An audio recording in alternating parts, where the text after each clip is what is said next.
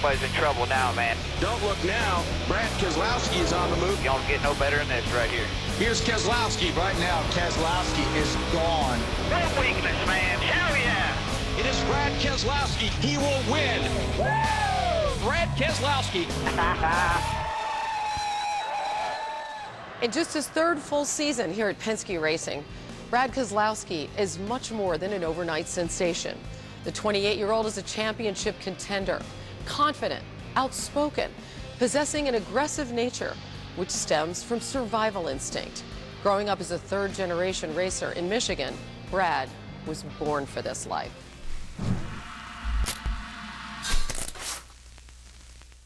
What a remarkable run for the young man from Michigan. Bring me the checker flag. Yeah! Hell yeah! How much was racing part of the fabric of your family life? It was the fabric. I wouldn't say it was part of the fabric. It was the whole shirt, you know? It was the one thing that I could get out of the bed in the morning and feel inspired to want to be the best at. The fans are on their feet here as Bob Keselowski takes the win. Young Brad didn't have to look far for inspiration.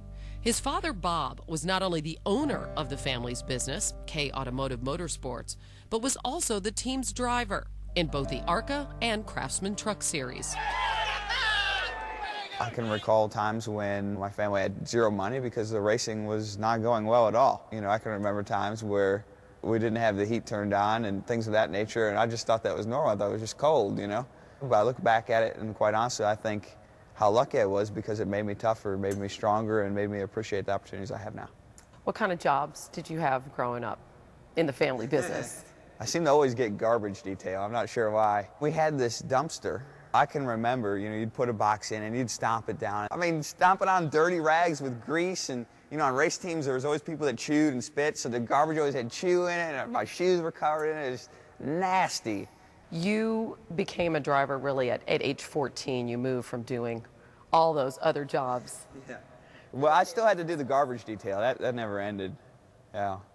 I'm a little traumatized by that. I don't know if you can tell. In 2004, Brad finally graduated from garbage detail and began racing, just like his dad, in the Craftsman Truck Series for the family team. My father went through some health issues at about that time, and my team's financial, or my family's company, I should say, their financial situation was not very good. You know, it became a matter of who was going to try and fix it, and I got the opportunity to do it. I would say, looking back now, that I failed, for sure. What do you mean you failed? It failed because we eventually just went bankrupt. I was not successful as a driver, and as a team we weren't successful. We just made bad decisions to not make it work. The Keselowskis had to suspend operations of their team in 2006. And the next year, the team Brad was driving for in the Nationwide Series suffered the same fate. But then he got a big break. A ride with Nationwide Series owner Dale Earnhardt Jr. I would like to say that we're excited to announce that we're signing a 2-year deal with Brad Keselowski as our driver. What did he see in you? Well, Dale at that time was looking for an answer to his race team and his company to be successful.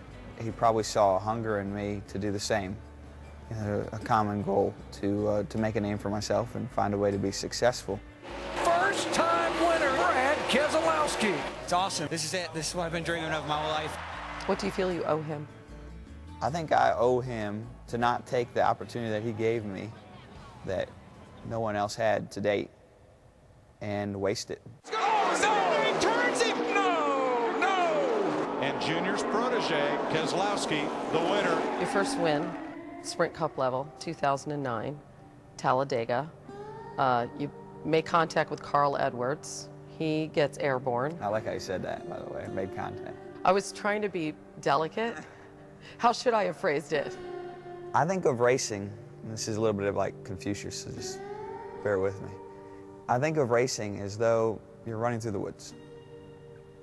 And if you stop, there's this guy chasing you that hits you with a baseball bat. And he just hits you. And if you stop, every time you stop, he hits you with it. But the important thing to remember along the way is to not confuse running into a tree with being hit by the bat. Meaning? They're both made out of wood, and they both hurt. One's your fault, one's not. And I would say, going back to that incident, that I didn't hit him with a bat, he ran into a tree. You had a reputation for being involved in a lot of incidents. Kyle Busch is an ass. I treat you like a damn king, and you treat me like Brad sticks his nose back in here again. I make a lot of trees. I plant trees around my competitors. How about that? You said you were bothered when people booed you. It can be bothersome, yeah. Because you want to just sit down and have a beer with them and tell them, no, you don't understand. You know? You just don't get it, man. Let me help you. If you could sit down and have a beer with somebody who was booing you, what would you say? Well, first, I'd want to know why they booed me. And second, I'd want to explain to them why I made some of the decisions I made that might irk them, so they could maybe see it from my view. I don't expect everybody to like me. I just hope they don't hate me. Brad Keselowski racing one-legged this afternoon. You're at Road Atlanta, and during testing, you fracture your ankle, and you make a decision to go ahead and race 4 days later at Pocono. Why? I didn't feel good at all about where I was at Penske Racing. At that time, quite candidly, I had talked about doing something different the next year. You were really second-guessing yourself. Oh, absolutely. We had zero success, in my opinion, at that time at the Cup level. The story of this one is going to be the young man who came back from a terrible crash and has gutted out a win at Pocono Raceway. I gave it all, man. I'm glad you guys could be rewarded for everything you're doing. By going out there and finding a way to be successful despite the injury, we all looked at each other and for the first time saw a team. And since then, we've been incredible.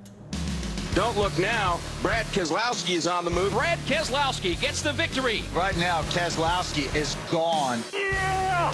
How about Brad Keselowski and this Penske Racing team finding a way to pull off a win? In 2010, Keselowski won the Nationwide Series championship. That same year, he joined Penske Racing full-time on the Cup level. Now, Brad's looking to give team owner Roger Penske his first NASCAR Sprint Cup championship. He said it would be the biggest mountain he's ever climbed to win a NASCAR title. For him to say that's the biggest mountain he would have ever climbed is a testament to how hard it is to win in NASCAR.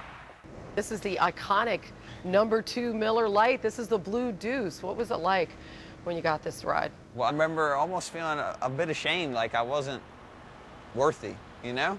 You had to live up to this. Rusty and Kurt and Bobby Allison, all drivers that have won for Miller. Beyond that legacy of all the drivers that have drove it and have won races and championships, none of them have done it in this car. So I want to be that first guy.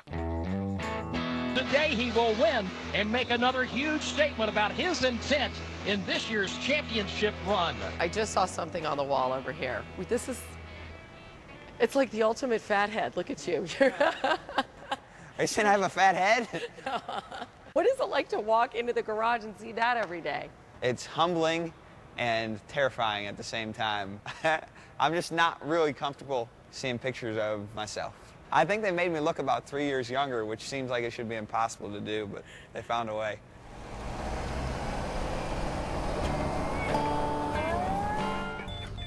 Oh, what's that? That's telling me to use the brakes. Okay. I don't listen to that. New technology and street cars does not get along with me very well. It tries to tell me style. It tries to tell me how to drive. I know how to drive, damn it. Tell me what to do. Now you keep a cell phone in your race car. I do. And then you tweeted from Daytona. Why'd you do that? I thought it was an incredible experience to see a car hit a jet dryer and create an explosion in the middle of our biggest race of the year. And somehow everybody survived. It was incredible. I feel like I'm going to have that story 40 or 50 years from now. I'm going to have grandkids that look back like, no way, that didn't happen.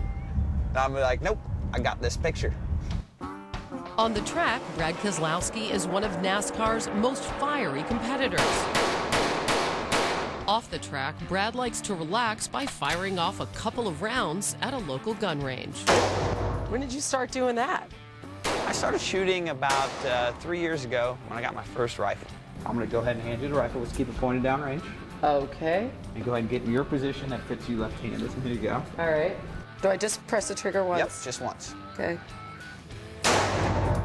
Did I come anywhere near the rat? Hey, I got him in the leg. All right. Right there, first shot. You made something happen.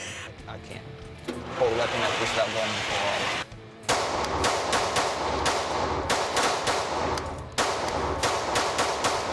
Man, you put a hurting on that thing. That So to me, stress relief. I feel good. Now I'm ready to win the chase. I have no stress. Maybe I should have had like a 48 target or something. It's a really powerful feeling. You feel that fight or flight. Right, you do. It's hard to engage that. Right. And that's what it feels like driving the car? Oh, absolutely. Yeah. Absolutely. I feel like the second I stop fighting, I'm gonna be in trouble. Always moving forward. Next on NASCAR Face to Face. This was kind of just for show. They actually did come in handy a couple times. We had some rowdy guests. A look at Dale Jr.'s life away from the track and how he's confronted the realities of racing. Everything's really slow and foggy, and I can't live like this. And later, Tony Stewart just wants to be loved. They need a dating site that is about people that are all train wrecks, and I could probably fit right in.